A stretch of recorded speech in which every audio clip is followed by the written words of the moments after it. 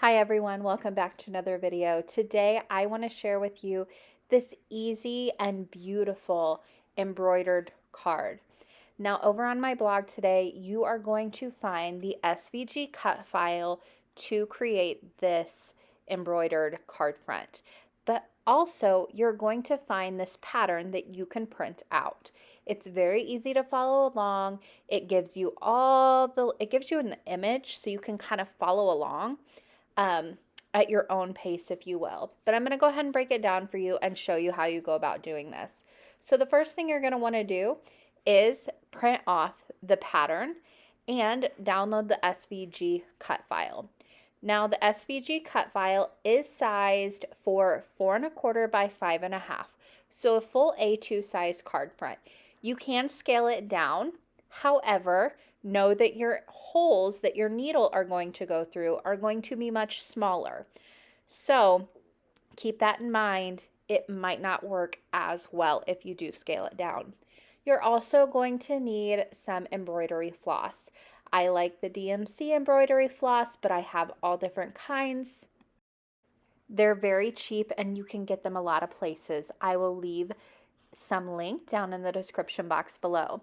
I am using DMC Floss 931 if you want yours to look exactly like mine.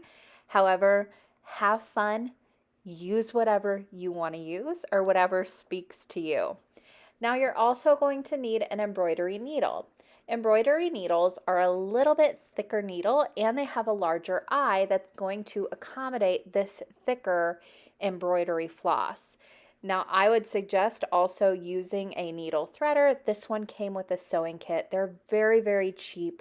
I will leave some link down below as well, but you just stick it through the eye of the needle, put your thread in and pull that right through. Makes it a whole lot easier.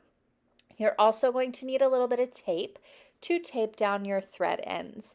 Now, you cannot have enough thread in one go for this. Just get that out of your mind. You're going to need to change threads. Either that or you're going to end up with a tangled mess. I like to tape my thread ends down when working with cardstock because it doesn't create as much bulk and it's easy to do. I use micro pour tape or like a medical grade tape. You can use Scotch tape, you can use masking tape, whatever you have on hand. I just like the micro pour because it's thin, it's easy to tear, and it's very sticky. But if I ever need to lift it up, it doesn't tear my cardstock, so it's kind of like a bonus. And it also has a surface that glue sticks really well to. So I will leave some of that link down in the description box below. But once you tape down your thread end, it really is just following along with the guide that you printed. So you're just going to stitch where the little blue lines are from one hole to the next. There's no right or wrong way to go about stitching this in. Just follow along and whatever way you get there is great. The only thing I would suggest is keeping your stitches kind of closer together. So don't jump from one section to the next That's going to use up more thread than you need to. Go from one stitch to the next and just work your way around the snowflake. It's very simple and easy to do. But I'm going to do just a little bit of stitching. But the great thing about this is you can take it with you on the go, which is exactly what I did. I like to take my pattern with me, just go sit down on the couch or if I'm in the car and just stitch away. It's so easy to take with you and have something to do. Now, as I'm stitching, I'm also going to go back to changing the thread.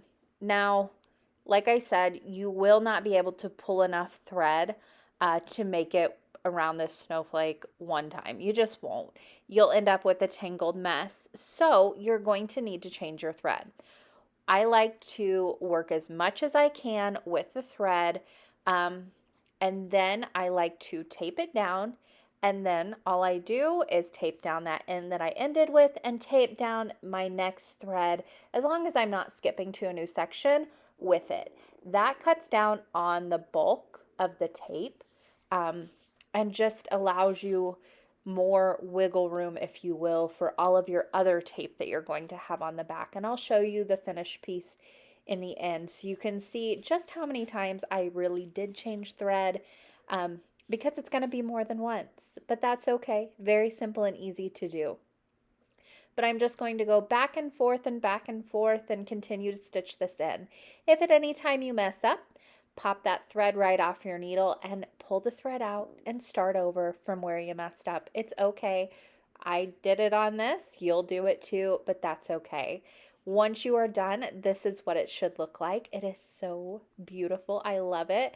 But there you can see all my little taped ends on the back. Nice and flat though. And just to add a little interest, I am going to add some embossing lines just with my bone folder and my paper trimmer, about 1/4 of an inch on all 4 sides. But as you can see, that micro pour tape, even as I'm doing this, I'm going through that with my bone folder. It's staying in place. It's still sticking down. And also, I'm going to need to add adhesive onto the back of this to place it down on some cardstock, my card base, if you will. And it's going to accept that adhesive really well. It doesn't have a shiny surface. It's almost porous, so it really accepts any kind of adhesive onto it, which is great. So I added those embossing lines. Then onto the back of the panel, I did add some foam adhesive just to pop it up. That gives a little bit of room for that stitching so it doesn't bulk it up as much. Just adds a little bit of wiggle room between the card base and that card panel. If you place this flat down on the surface, it will go down. However, it will be a little bit bulky where those stitches are, just because DMC floss is by nature it's a bulky thread. You can break it down into smaller sections, the floss if you want, and do 3 strands, but I really love the look of all 6 strands, so that's what I stuck with. Now I went ahead and popped that onto an A2 size top folding card base.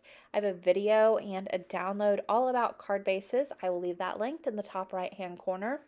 And then I am going to add my sentiment. I made this with my Cricut as well. I will have a video on how to do that coming up shortly.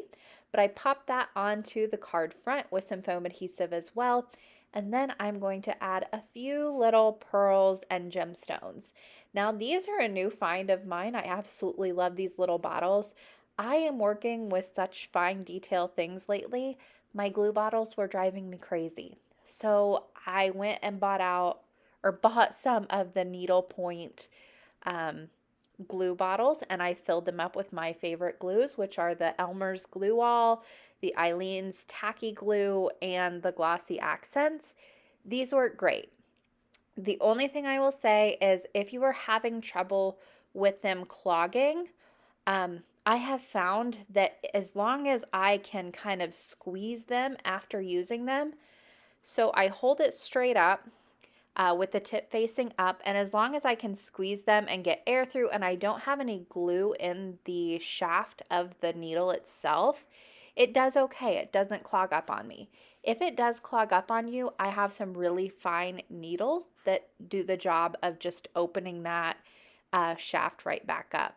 I'm also using my Quick Sticks tool from We Are Memory Keepers, I believe. It's great for putting those down. There you can see I'm just giving that a little pump, if you will, pushing some air through it, making sure that no glue is stuck in it, and that's done the trick for me. I think I've only had 1 clog since using these. But there's that finished card. There is the finished card. I hope you guys enjoyed this video. I do have more embroidery patterns coming up. Now, they're not all going to come with big extensive videos like this that share with you how to go about downloading them and using the patterns, because it is pretty self-explanatory at this point. They're all going to be the same way, if you will.